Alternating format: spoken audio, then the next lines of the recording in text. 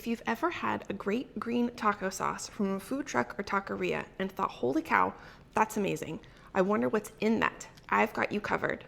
I've been recipe testing for weeks and I finally cracked the code on a flavorful, bright, and spicy taco sauce.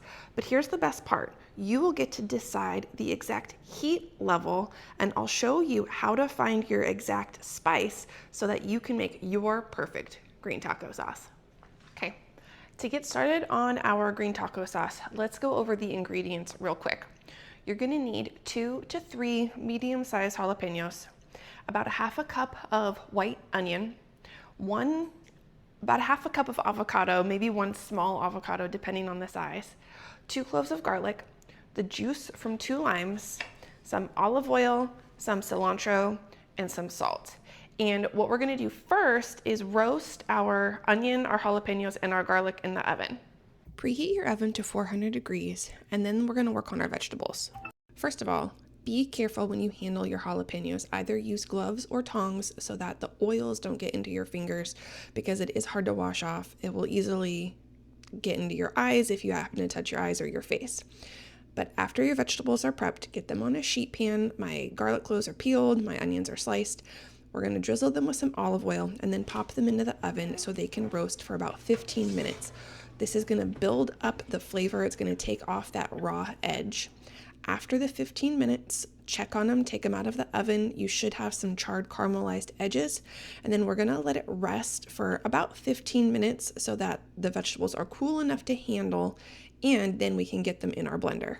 Okay, my roasted veggies have rested. Now we get to make the sauce. And this is the crucial part. So I'm really glad you're still here with me.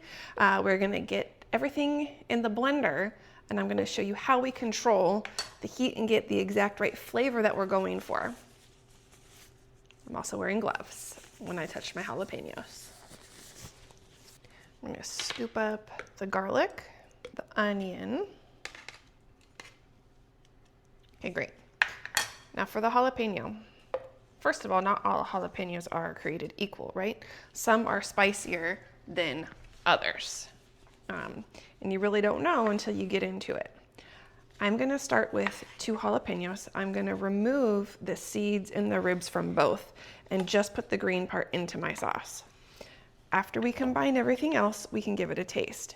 If we want more heat, we can hold on to some of this, or we can look to our 3rd jalapeno and add a little more of the green from there.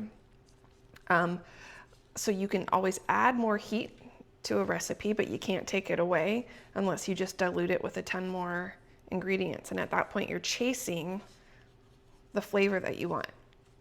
This way, if these jalapenos are pretty spicy on their own, then this will probably be enough for our green taco sauce. It's gonna get a ton of brightness from our lime juice. I am gonna hold back a little, and I do have another half of a lime just in case I want more. We're gonna do cilantro and half a cup of avocado. The best part about the avocado is that it adds the creamy smoothness and a little bit of body to our sauce. So that's how we get a perfectly smooth sauce. It's gonna be creamy without dairy. I'm gonna season with salt. And we're gonna do about 2 tablespoons of olive oil. Okay, we're gonna blend it, we're gonna taste it, and we're gonna modify if we need to. Could be good on the first try. Let's find out.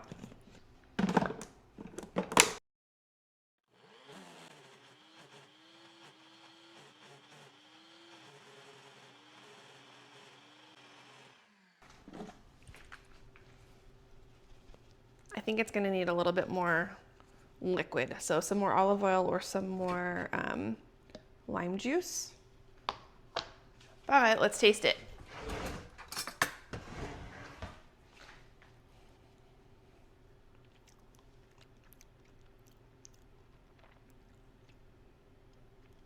I'm satisfied with the level of heat. I think that these 2 jalapenos were pretty good size. It's not so spicy that I won't be able to eat it. It's gonna be just bright enough to add to my fajitas. It's a little bit spicy. Okay, we're gonna do some more salt. We're gonna do some more olive oil.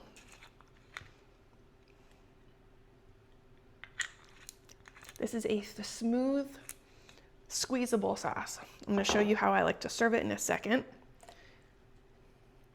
All right, this should be good. Let's reblend this, and then we can finish strong.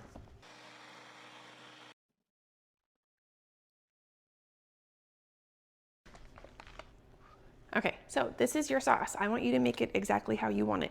If you want that extra jalapeno, add it in.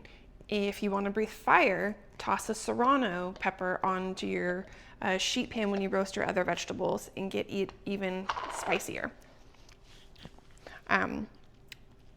How spicy do you like your food on a scale of 1 to 10? I'm about a 5, but I'm super curious where other people who, you like to make your own sauce at home, where do you stand with it? So this is the consistency we're gonna go for. Now you can serve it out of a bowl with a spoon, or you can do what I do.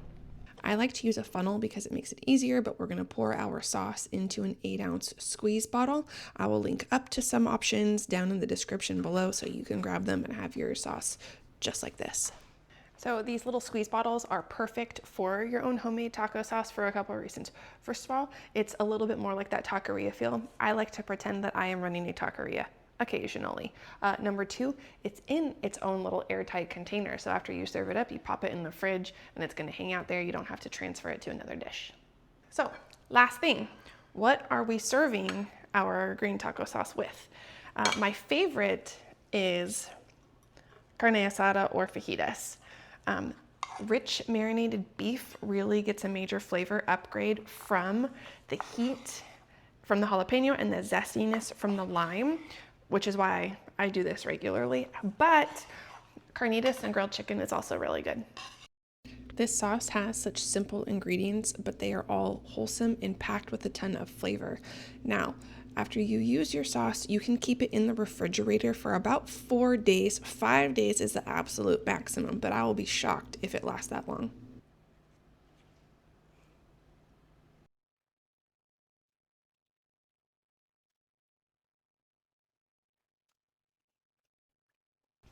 This right here is a marriage made in heaven.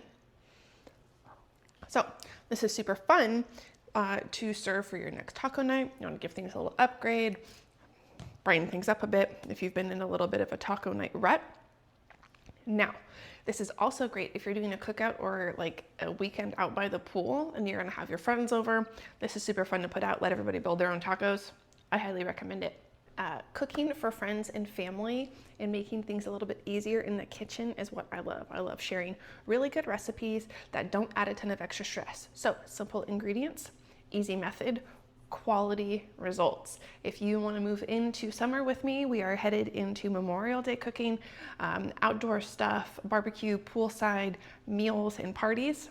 That's what I'm here for. So make sure you subscribe, come back, and we can do this some more.